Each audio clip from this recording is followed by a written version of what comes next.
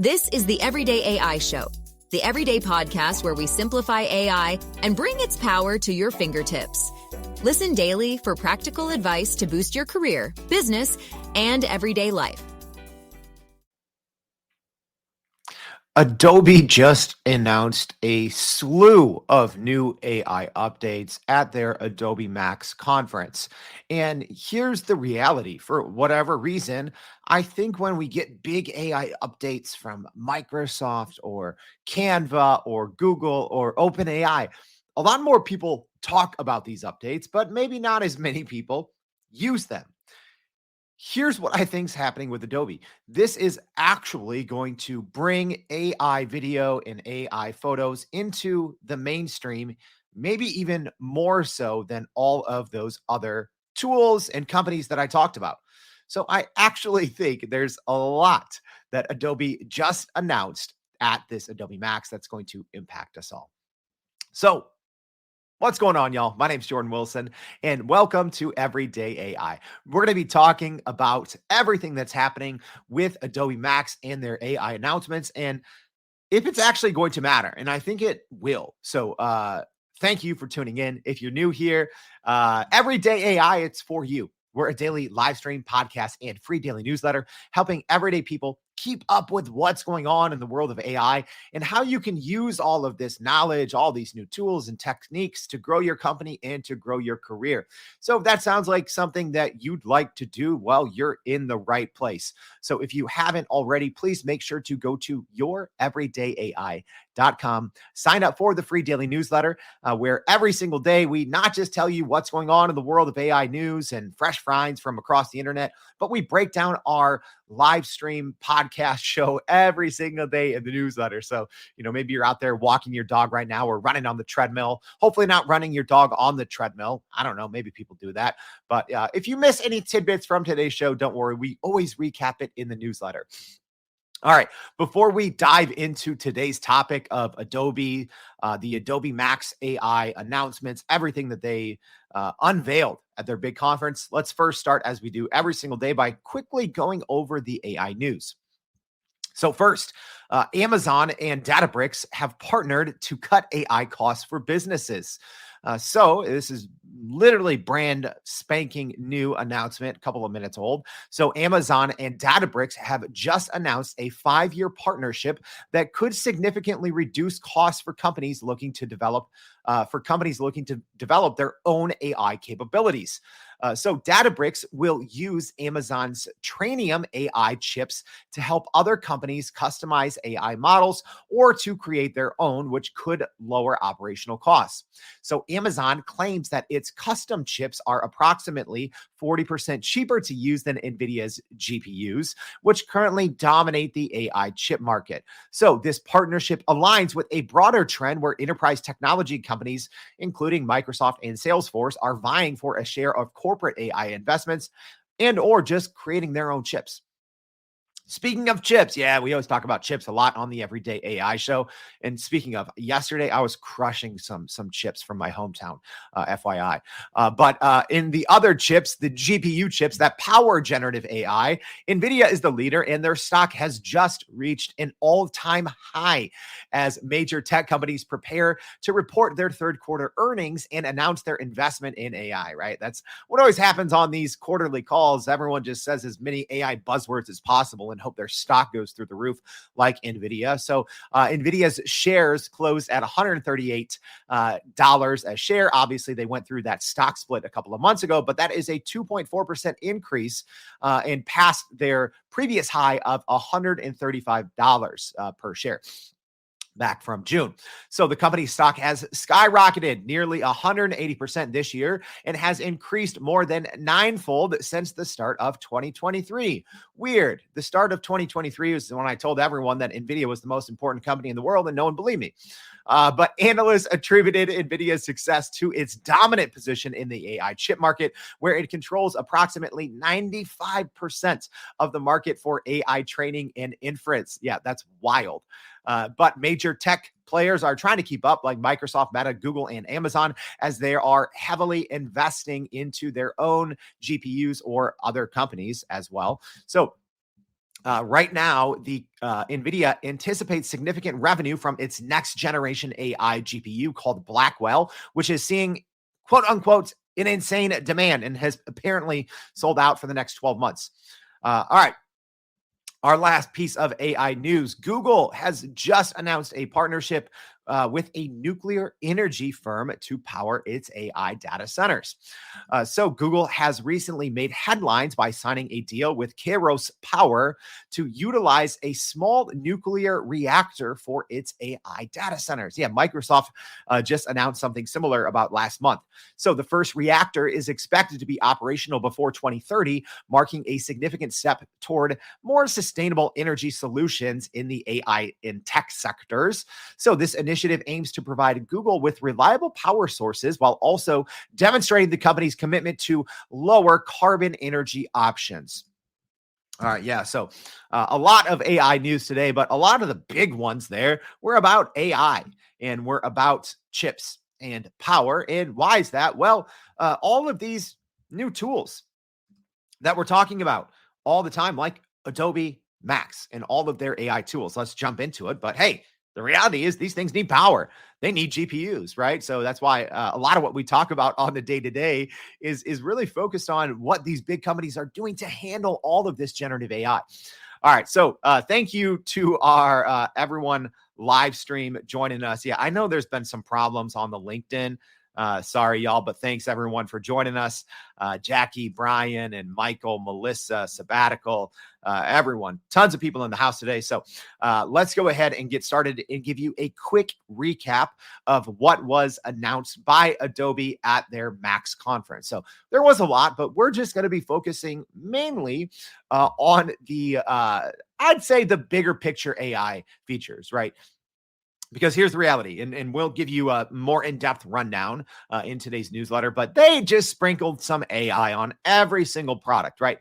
And even personally, right? Let me tell you my personal story. I've been using Adobe Creative Suites longer than I've been using any other software, right? I believe I've been using, started using Photoshop back in 2005, something like that. So almost 20 years, right? So obviously, Adobe is not new in this AI space. They've been using different machine learning algorithms, over the last few decades to improve all of their softwares. But now with generative AI, which is very different than traditional machine learning and artificial intelligence, right? They're able to offer so much more and to make it so much easier on consumers who want to take advantage of this technology. So let's just do a quick recap, and I want to highlight the big stuff. So I'd say the number one thing was the Firefly video model.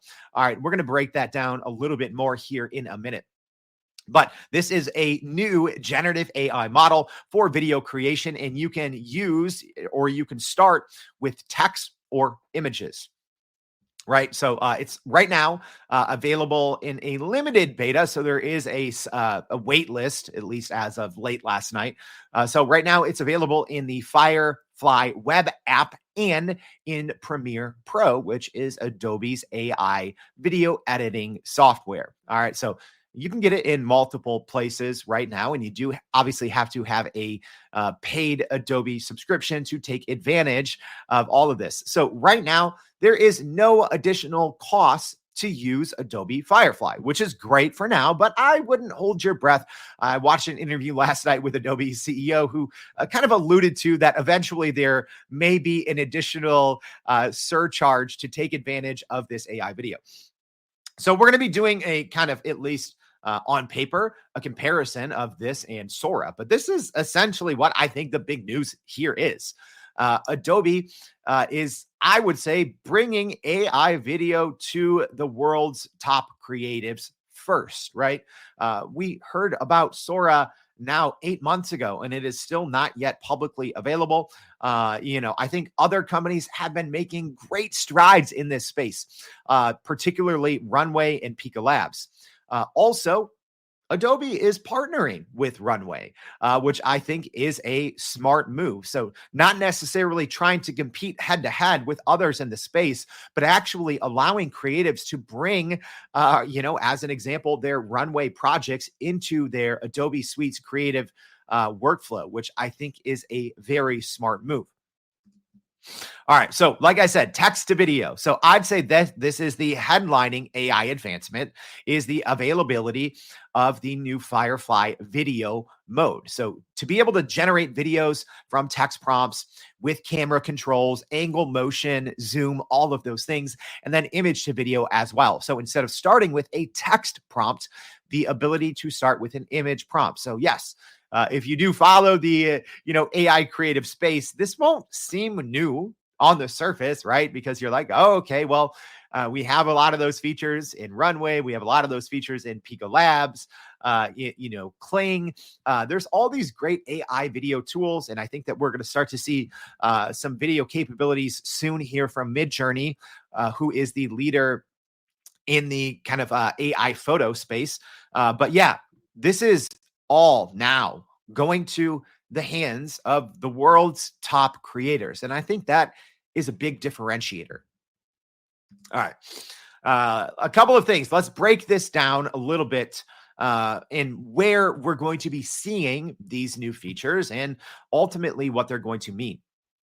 So this one I think is big, the integration in Premiere Pro. All right, so I'm going to show a video example of this a little bit later from Adobe, but I think this is where ultimately, y'all, we're going to start just seeing little clips and snippets of AI video without knowing. And I think it is because of this one feature. And I think this one feature is probably going to be the most consequential of anything that Adobe announced. Yeah, they're like, okay, here's all these AI features in Photoshop and all these AI features in, Illustrator, right? Like I said, they're sprinkling AI everywhere, but I think it's actually the integration into Premiere Pro and bringing in the Firefly video model into Premiere Pro, specifically for the generative extend feature, right? I put something out on Twitter yesterday, minutes after this was announced. And I said 99.9% of people aren't going to be using this feature, right? This generative extend, because how many of you out there use Premiere Pro, right? Unless you're a video editor, you probably don't use Premiere Pro. All right. So very, very few people are actually going to be using this new generative extend feature that is powered by Adobe Firefly. But I will say this, 100% of us will be experiencing this. All right. Here's the reality, right? Let's just call a spade here, y'all. Everything right now with Runway and Pico Labs, right? This is all very experimental, right?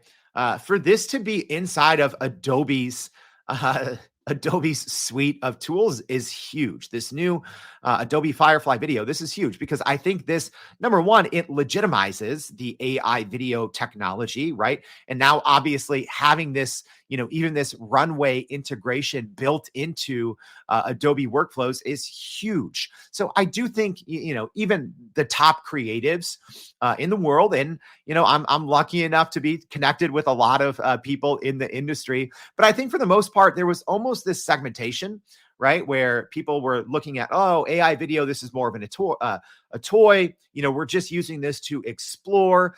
We're using it to ideate, maybe to brainstorm on the front end for storyboards, right?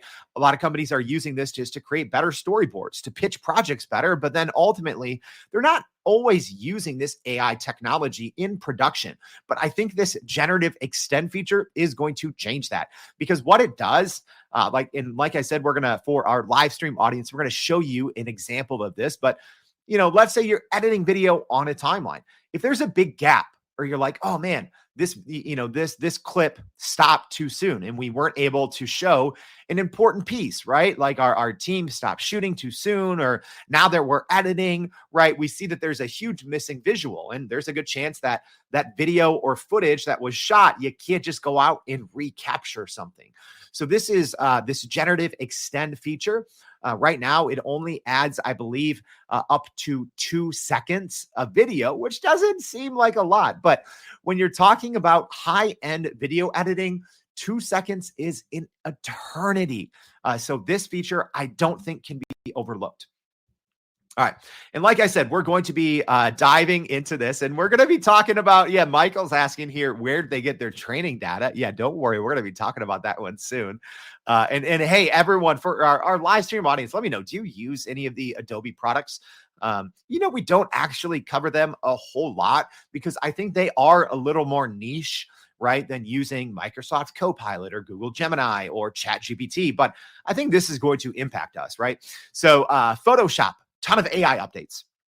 So there is a new generative workspace powered by Firefly's image 3 model for faster image generation. So Adobe said this is 4 times faster.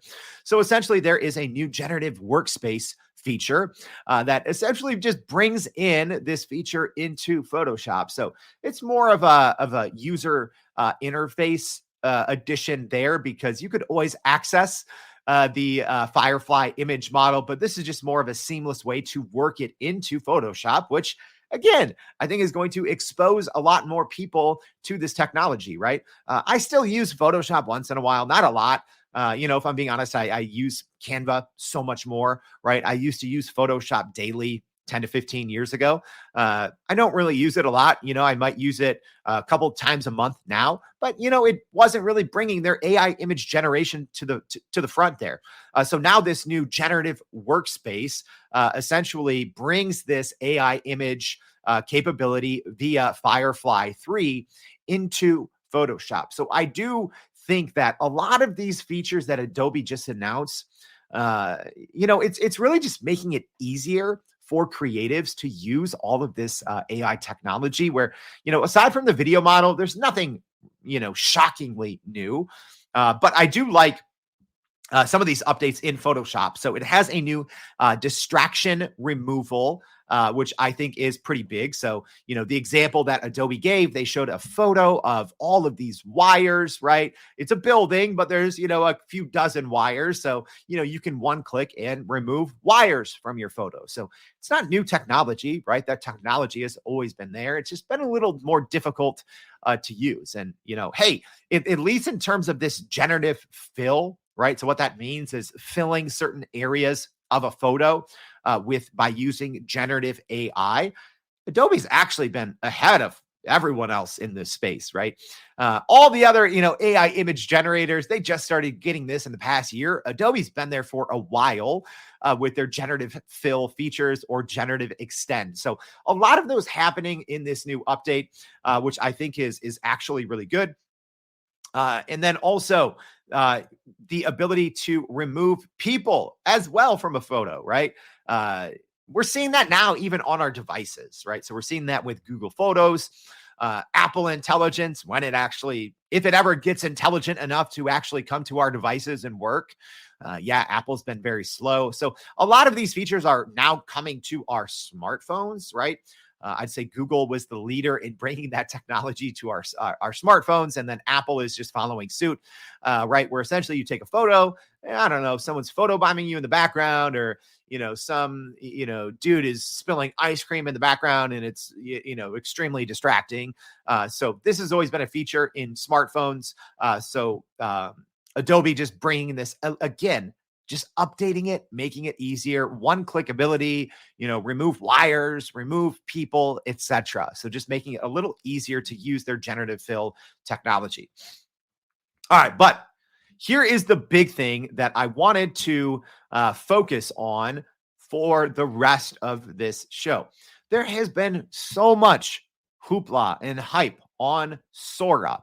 So if you don't know, OpenAI previewed Sora a few months ago, right? And essentially, this is their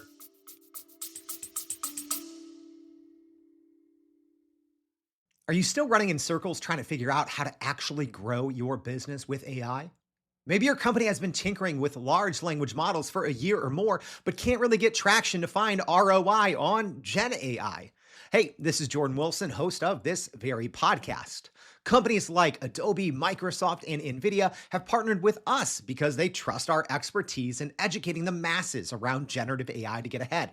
And some of the most innovative companies in the country hire us to help with their AI strategy and to train hundreds of their employees on how to use Gen AI.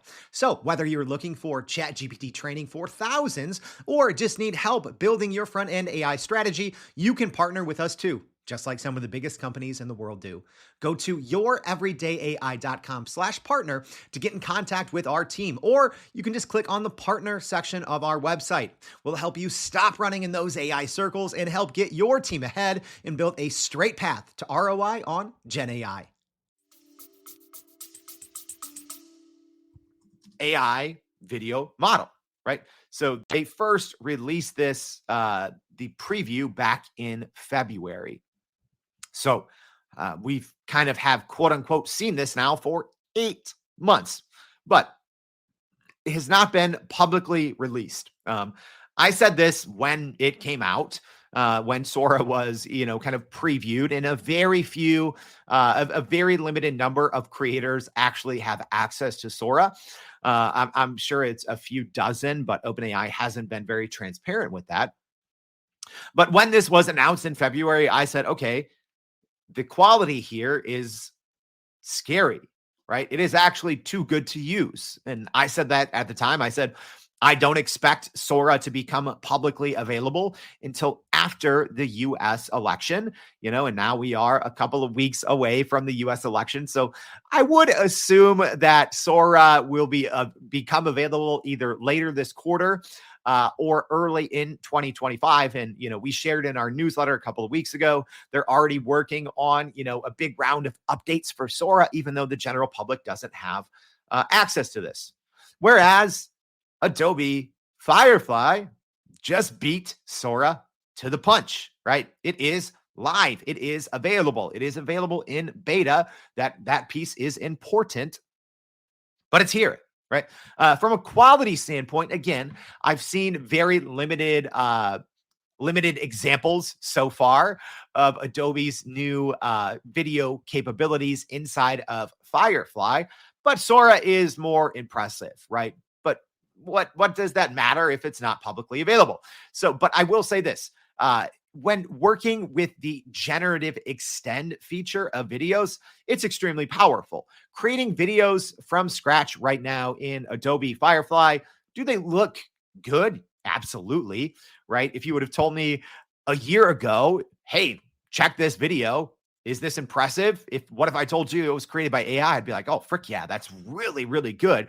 But it's still not as good as what we've seen from Sora. But hey, what does it matter if that's not publicly available? But I think there was actually some big pieces here that weren't talked about. So first, let me just give you a brief update on Firefly. So it actually launched last March for image generation, but as of yesterday, now it has video. So there is both, if you're hearing Firefly AI from Adobe, it was a image model up until today. So it doesn't have a different name. It is just, Firefly AI for video. So an important distinction.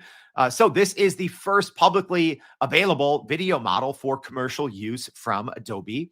And also, like we talked about, you can start in a variety of ways. You can just use a text prompt. You can use a photo prompt, or inside Premiere Pro, you can just extend your current video, right? So there's two different pieces there. You can create something new with text or with a photo, or you can extend something that already exists. And if I'm being honest, I think a lot of people are talking about the first part and not the latter part, where I actually think the latter part, even though it's not incredibly sexy or cool or, grabbing headlines, that's where I think 100% of us are going to be exposed to AI video almost immediately with this generative extend. All right. So right now, like I said, the Generative Extend is available in Premiere Pro Beta right now, and it allows users to extend video clips by up to 2 seconds while maintaining camera motion and subject movements. All right. Also, it needs at least 3 seconds of video to work with. That's important as well, right? You can't just, put a 1 second video clip in there and it can create more versus what it doesn't have. So you need to give it enough information for it to actually extend the clip.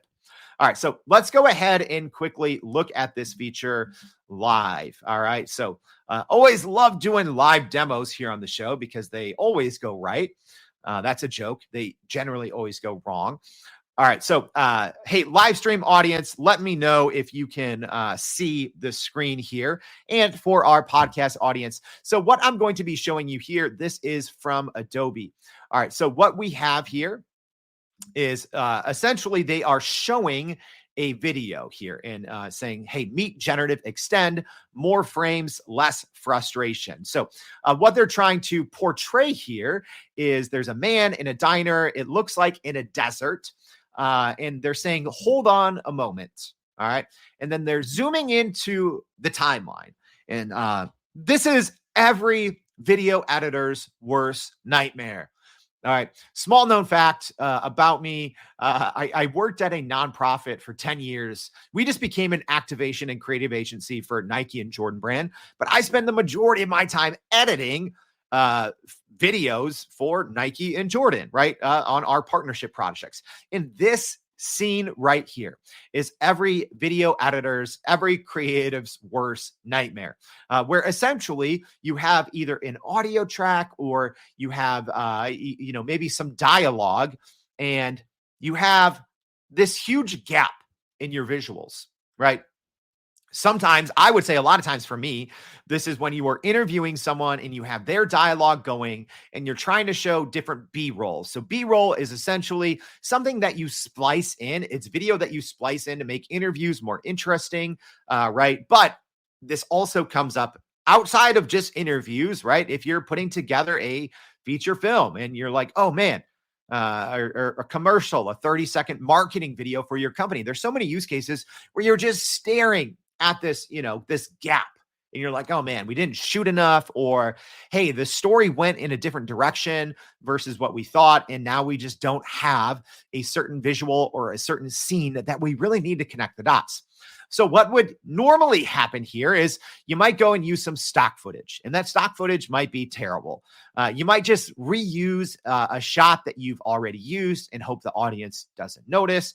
Or sometimes you're just like, all right, well, we're just going to leave these dots disconnected, and hopefully the audience, they're not impacted and they can't tell that we essentially really could have used a visual here as a segue between two different shots, or between an establishing shot of a scene and then a close-up of a person, right? You might want to have something in between, like a mid-range shot. So you have this gap. So this is where this new Generative Extend feature comes in from Adobe. All right, so now essentially there is a toggle switch that you can click this new Generative Extend, and it changes your cursor more or less. And then you'll see in this video here, all they do is they have this first shot where this man was kind of looking off in the distance, and there was a gap. There was about a 2-second gap. So now all they did was click on this Generative Extend. They grabbed the end of that clip and extended it until when their next clip was. So they essentially filled in a 2-second gap. All right, then it says preparing. So at this point, most of the videos and reviews that I've seen said it may take up to 2 minutes early on. All right, I've seen anywhere from about 30 seconds to 2 minutes. I haven't personally had a chance to do this yet. Like I said, I'm not making videos every single day. I'll probably have my colleague check this out and maybe do a video on it, just because he's usually editing more video than I am. All right. So then once it generates, so now it's showing essentially what is here is AI generated, right? So it essentially studies the scene, right? It uses advanced AI and kind of gobbles up, here's what was happening up until this point where it cut. And then all of that is AI generated, All right. I'm going to keep this playing for a couple of seconds to show one more example, because that one you might not have been too impressed, right? Essentially, that first clip ended with a man looking into the distance, and that's all it really added. So you could make the argument that it didn't really create or extend anything. It just kind of delayed it or made the duration longer, right? Another thing video editors always do when there's a gap like that is they might just crank something up in slow motion or play something back, but in reverse, right? There's a lot of tricks that video editors use, but here's another one, right? So this clip ends. This same man who was in the desert, he's kind of stumbling around a gas station. And now it looks like the clip ended as he was walking toward a car. All right. That can be hard to show a subject in a video because think, if it's very cinematic, things like your depth of field might be changing, your focus is changing, the exposure, the composition is changing. This is a much more difficult shot in theory for AI to extend. All right, so similarly, in this example, the normal video stops there with a man approaching a car. So then using the generative extend, it keeps going. All right. Audience, let me know. Does this look pretty impressive and real, this generation here? So right after this, the AI generated, he still takes another couple of steps toward the car. I get what you're saying. What's the big deal? This doesn't seem like a lot, right? This, I think, is going to bring AI video to the main stage. All right. This small little feature of extending videos by 2 seconds, right? And to add frames and to continue in the action. This is actually huge. This is huge. And I think that the majority of TV shows, essentially any entertainment that is not live, you're going to be quote unquote seeing this almost immediately. This is huge for video editors who oftentimes will spend countless hours just trying to fill in those little gaps, right? Oh, okay. Well, which shot are we going to reuse? Oh, great. Now we have to go get the crew out and reshoot something. Not anymore, right? I could see, 10, 20, 30% of certain, B-roll now being generated with this new feature. So this is actually pretty big. All right. Let's get out of the live and let me talk about what this means. A couple of you were saying this earlier. Yeah. Josh says brings a whole new meaning to the comments. Common phrase you hear. Hey, we'll do that in post. Yeah. Now in post, they'll just create new clips of scenes, right? So someone earlier was asking about training data, right? This was a straight shot. I don't think a lot of people caught this shade that was thrown by Adobe. Let's talk about this. So Adobe made a very big deal, and rightfully so, that they do not scrape the internet, right? They brought this up many times in their presentation yesterday at Adobe Max. And by the way, the Adobe Max conference goes also today and tomorrow, but I think all of the headlining features they obviously announced during their keynote. So in case you're wondering, like, hey, why is Jordan talking about this when it's still going on? Well, I think that's essentially the big pieces, the big announcements that we're going to get. But I think a lot of people skipped this. Adobe very explicitly said multiple times that we do not scrape the internet. All right. Really a focus on safety and the legal ability to use this. So Adobe says that their models are trained on in-house, right? It's all of the content that they have access to, right?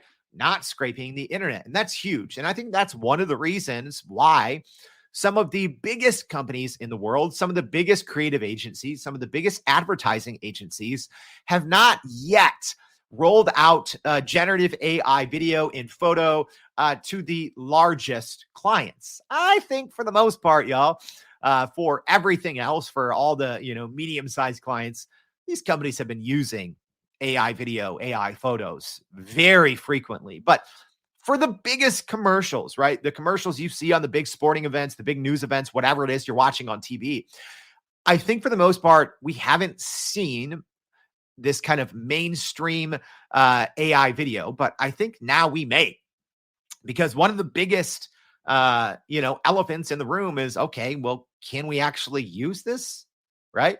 And some of the bigger companies, they offer, like as an example, I think Microsoft and Google, they give you kind of some blanket protection, right? And companies don't really disclose how their models are trained.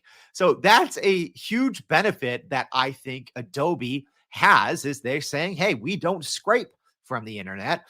All of the content that we use in our Firefly model is from content that we have access to. All right. Now, I do have to call this out because there was an instance where it looked like, okay, there was some Mid-Journey images that made their way into Adobe's training data. So, I'm not just going to, spit back to you exactly what the company says. No, there's been some discrepancies that have come out. So it's like, okay, well, if you're using other AI photos or videos in your training data, does that mean that you're not scraping the internet? I don't know.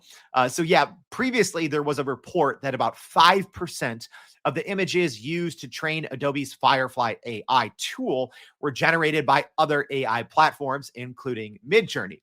So I think that piece is important to call out. So aside from that, though, there hasn't been any other report or any other news or information that goes to contradict this statement from Adobe. And I think this is huge, because I think you do have to take this, the training and the data privacy part. That's huge, right? Because you don't know in the end, right? You don't know in the end if you're using Midjourney, if you're using Stable Diffusion, right? So many of these models, these AI image generating models, you don't know a lot about their training data.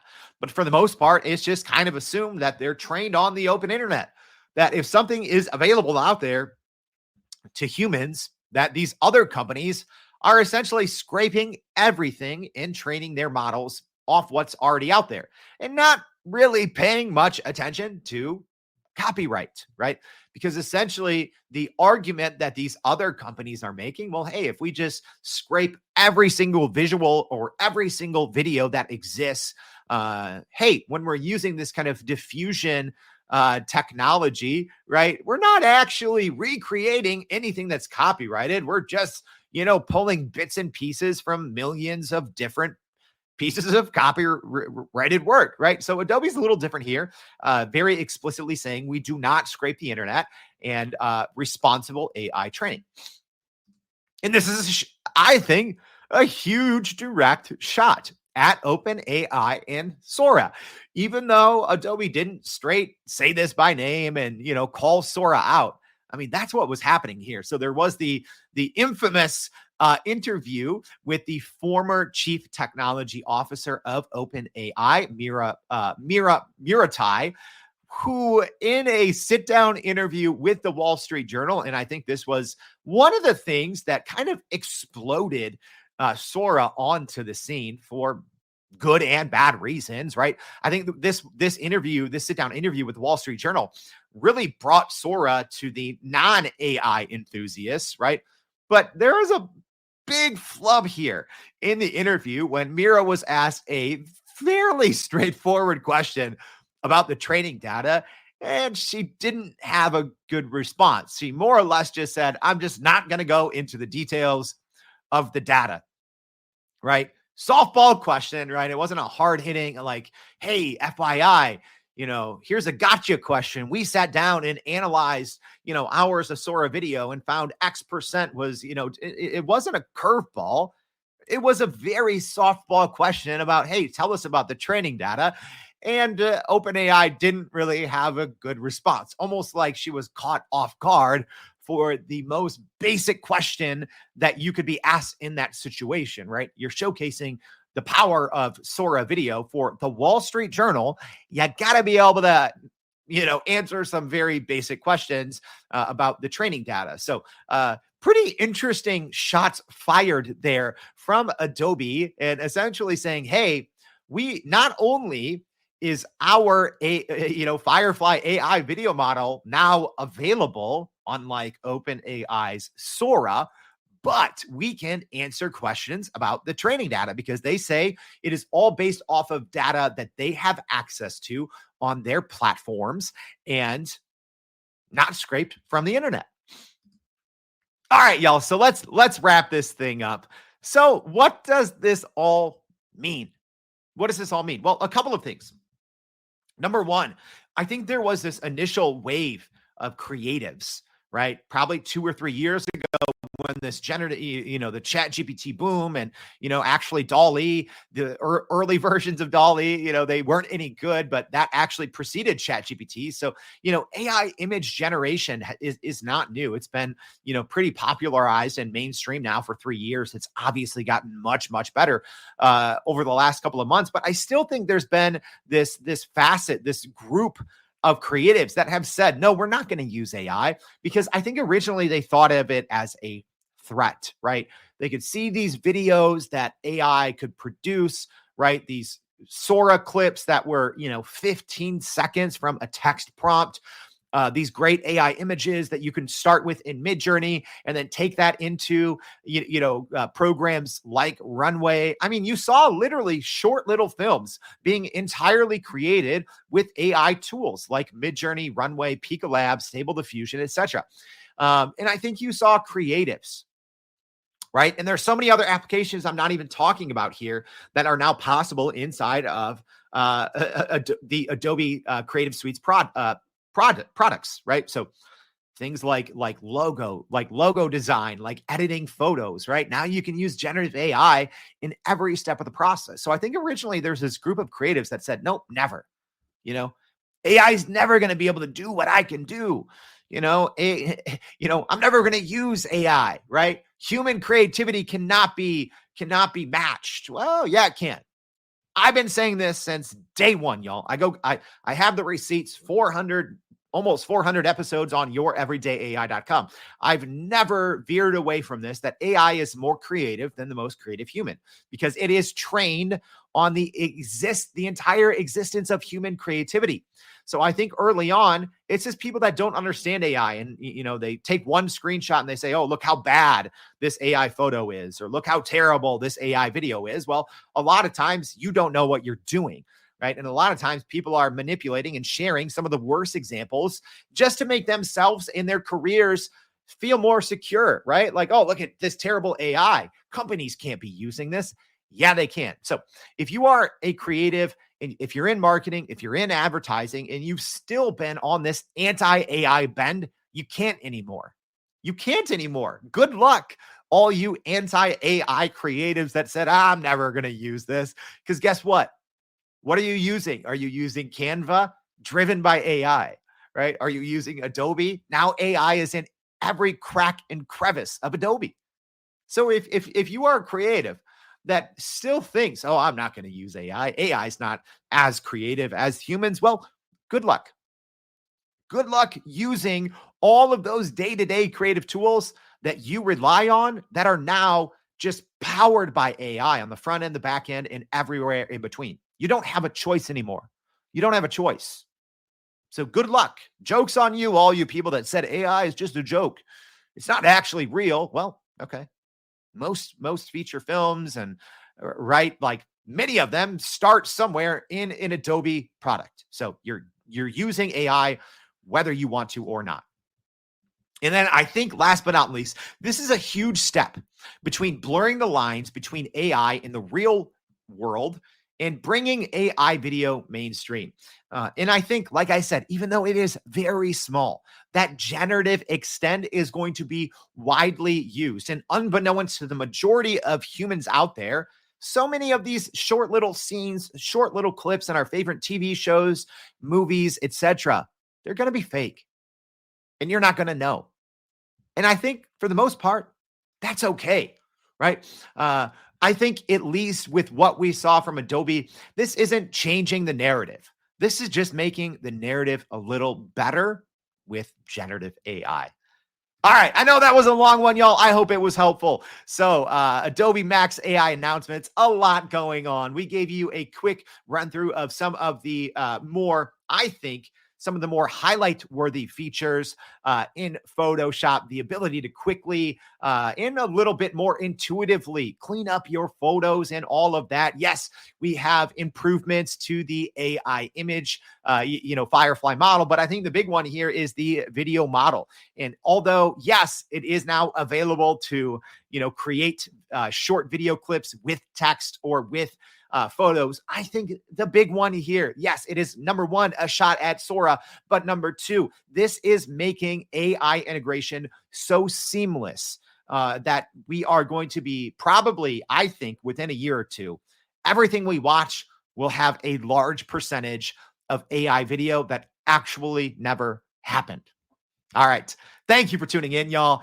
If this was helpful, please share it with someone. Please, if you're on LinkedIn, please tag someone. If you're listening on the podcast, please subscribe on Apple, Spotify, wherever you get your podcasts. Follow and leave us a rating. And when you're done with that, if you haven't already, go to youreverydayai.com. We always leave the link in the show notes where we break down today's conversation. I hope this is helpful. Hope to see you back tomorrow and every day for more Everyday AI. Thanks, y'all. And that's a wrap for today's edition of Everyday AI. Thanks for joining us. If you enjoyed this episode, please subscribe and leave us a rating. It helps keep us going. For a little more AI magic, visit youreverydayai.com and sign up to our daily newsletter so you don't get left behind. Go break some barriers, and we'll see you next time.